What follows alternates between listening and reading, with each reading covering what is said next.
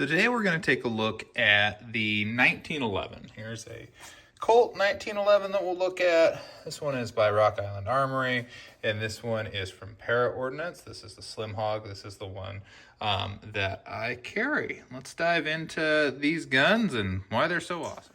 So today we're going to look at one of my favorite pistols, the 1911, realistically the 1911A1 here. And this is a great gun. So this is one of many things that John Browning got right when he designed this. You know, it entered into service, and from 1911 to I believe 1924, you had the traditional, the 1911. That was during World War I times. World War II happened, and they made some changes. Changes they made is basically they made this shorter, that longer, so the hammer didn't bite you. They shortened the trigger pull, and then they did a lot of different things with just some cutouts and some relief, basically to make it easier for small-handed people to operate the gun. And then it remained largely unchanged from them until, you know, the 80s, when I think 86 we decided to switch over to the M9 there. But you know, during that time, man, this was a standard issue gun that's got us through, you know, World War I, World War II, etc. Great freaking gun. I love this thing. The 45 round, man, is also just, it's my favorite round. It has a lot of stopping power, has a lot of impact. And I think impact is something that, you know, that is missing from, you know, your 9mm and things like that. You know, this thing will hit you with a lot of force. And I like that. That's why I like to carry a 45, because, you know, it's one thing if you're thinking about people. It's another thing if you're thinking about animals.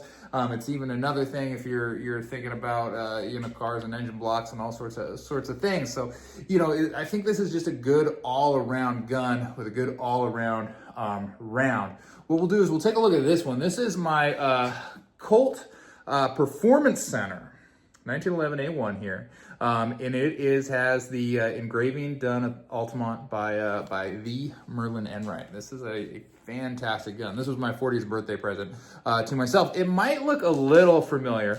I showed it on the channel a little bit. It should kind of remind you of the gun that Jensen Ackles, Dean Winchester uses in Supernatural, but this gun has a longer history, and where I actually like it, it was just used in this movie called 3,000 Miles to Graceland by Kevin Costner's character, who had it all really tricked out. And then it was repurposed. It was toned down a little bit and looks a lot like this on screen when Morgan Freeman uses it in the movie Dreamcatcher, which is what I kind of designed it to remind me of. One day I might inlay the filigree with some gold there. I haven't really thought about doing that, or I've thought about doing it. I haven't done it. I haven't purchased anything for it, is what I mean to say. But this is a great gun. Let's check it out. All the guns are not made in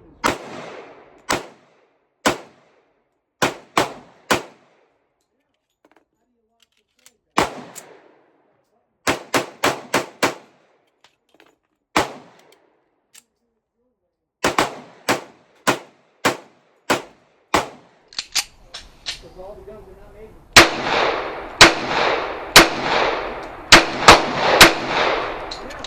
how do you lock the trade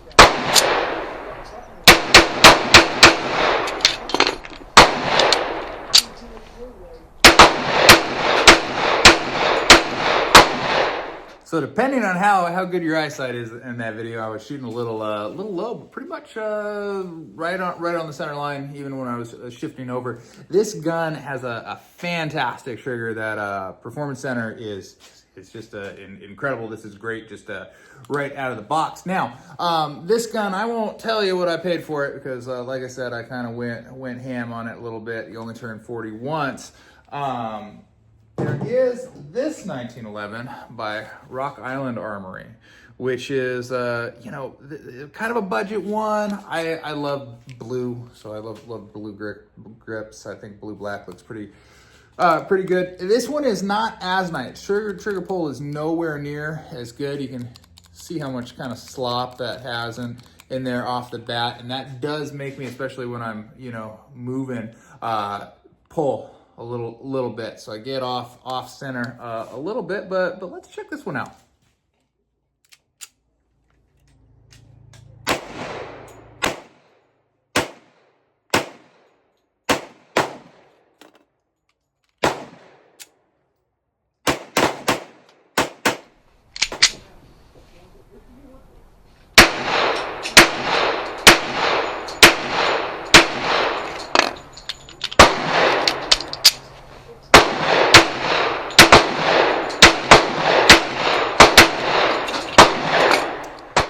you can see, you know, starting off, first one's pretty decently on target, but then as I move, they start flying a little bit more. And again, that's kind of from that trigger slop. Just a little too much pull needed. The Colt trigger is a lot nicer, but other than that, this is a very, very good gun for like an eighth of the price, maybe, as the other one there. So this is very nice. Pick one of these up. You know, it's full size.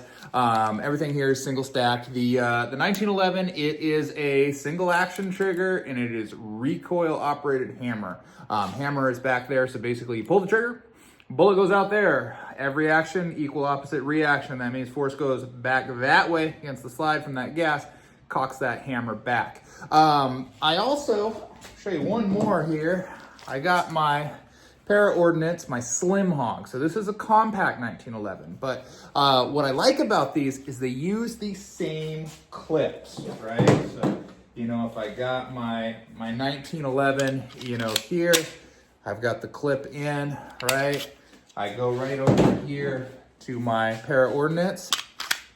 Same thing. So it goes in, it's gonna stick out a little, but that's fine, right? But it's still gonna accept those magazines. Of course, it has its own smaller magazines that I carry with it, so I don't have something jagging me. But it's nice that you can, you know, go out to the range. I brought all three of these. I just brought a ton of mags, and I had a lot of fun there.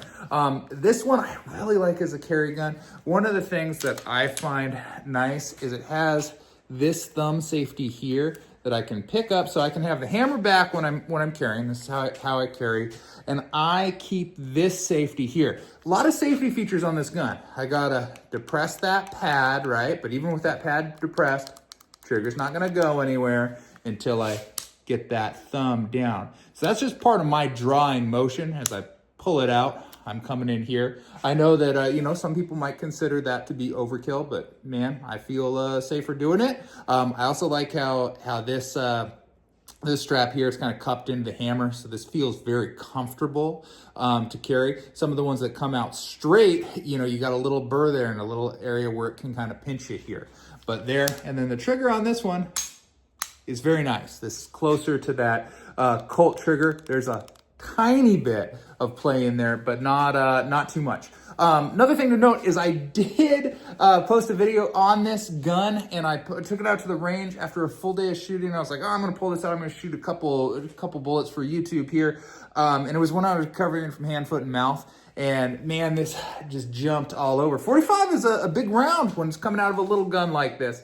So this is sort of my redemption video, showing you that I can fire this without my hands flying all over the place.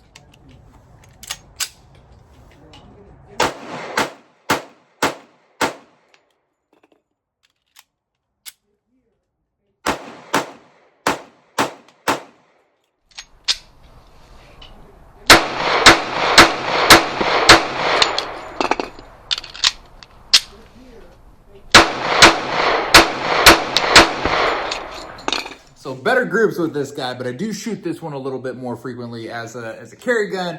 You know, anytime I'm out of the range, I do want to fire some rounds on this. I do want to, you know, practice, you know, breaking retention, getting on target, all that fun stuff that goes into carrying a pistol. Why I carry the 45, and if you spend 10 minutes on the internet and you're like, what is the best round? It's 45 Colt, but no. You will find there's a lot of conflicting theories, and it kind of comes down to two things. A 45 ACP round it's a heavy round, and it kind of travels slow. Well, you know, if you think about the whole, you know, force equals mass times acceleration, right? So it's got a lot of mass, but it moves slower. Now, you look at your 9mm, something like that. Some people say that is a better round. Well, it's light and it's moving fast. So force is still mass times acceleration. So what ends up happening is they kind of end up being the same. So it goes to personal preference. It goes to what feels good. But the thing that I like about bigger bullets, other than the fact that they leave bigger holes. So I think if you look at, you know, you can look at statistics, and this is kind of where the FBI favors, you know, the bigger rounds like 45 and whatnot, is the lethality over time, you know, number of hits, that they get, or, you know, minutes after being hit. You know, if I shoot you something in somewhere vital with whatever, we're done. But if I hit you somewhere else and then, you know, where there's a chase or something like that, it's 10 minutes later, well, the 45 still has that big hole that's making you lose contents, versus something that has a smaller hole. So that comes into play, and that's something to think about when we're thinking about, you know, lethality of rounds and things like that. And, you know, if we're not thinking about self-defense and you're thinking more of hunting and things like that, those bigger bullets, you know, that's something to think about. The other thing about a bigger bullet is, if you look, there's a lot of self-defense rounds. There's a lot of different rounds that people make. You know, there's these bullets that, you know, they have like, you know, they have a tip, and then basically they're like a jacketed bunch of like little almost shards of other bullets, like little flesh things, and they can kind of come in and have a clearance that expands and different things. And the bigger the vehicle, the bigger the bullet that you can get one of those rounds, you know, you can get some very aggressive, very scary ammunition for 45. That's less scary in 9mm due to size. So, you know, something to consider. I actually have somewhere, I've got a thing of zombie rounds. I forget what's in them, but they're pretty crazy, and they're green. And I have them both in 45 and 9mm. But we've shot some stuff back in the day, pre-ballistics gel. I think we shot some watermelons and whatnot, and they exploded quite a bit. So I'd not like to be hit with one of those. Now, what we'll do is we'll kind of take a look at these again, and you know, we'll kind of go through and just kind of do the third person, you know, footage and kind of compare them.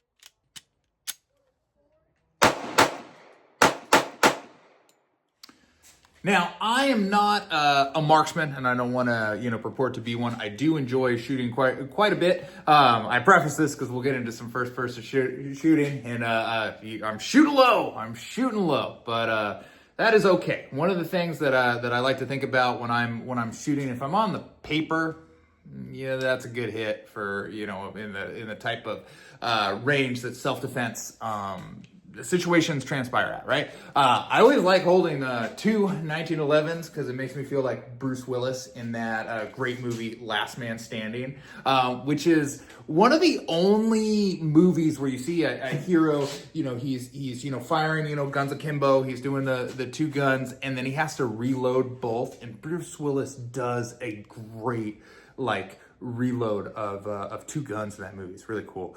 Great movie. Christopher Walken's in that. A lot of good people. Great movie. If you haven't seen that one, Last Man Standing, you know, it's definitely a 90s movie. A lot of gunfighting in it, and it's really cool. And Bruce Willis' character uses two 1911s as a dual wield throughout the movie. So it is great. We'll come in, we'll take a look at some straight down the barrel shooting, and you know, check out that aim cam footage. All the guns are not made.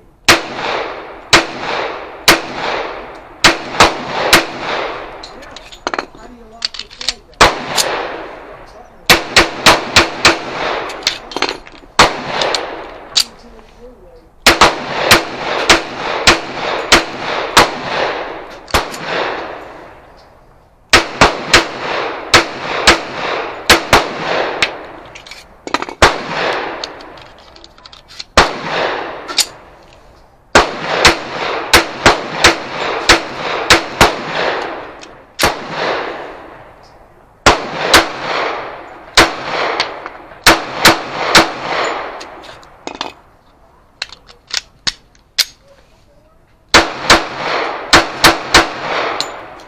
So the 1911 was actually, I believe, patented in 1910, but it went into service with the military in 1911. So what it was is the military was kind of shopping pistols, and the 1910 was one of the contenders. They had a bunch of other ones, and it came down to the 1910 and an entry from, I believe, Savage Arms, and they decided to do a stress test. So what they did is they would just fire the pistol, and then if it became too hot, they just dunk it in some water, fire it, dunk it, fire it, and just keep it going.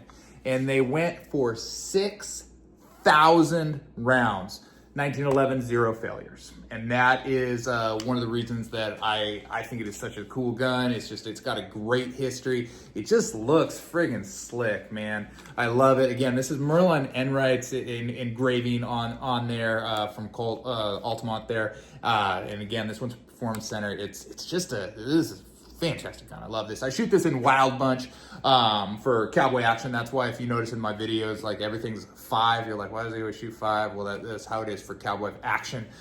We shoot 5 and then, reload, shoot 5. If you shoot it as the rifle, then you're gonna do that 2 more times, or you're gonna use a rifle to shoot rifle, which is what I do. But I love this gun for that. And I love, targets that are big and close. So, don't judge me for how close I am to the red line. Just know I'm hitting the paper, and I've got a lot of magazines if I need them. You guys have a fantastic day, man. Get out there and shoot.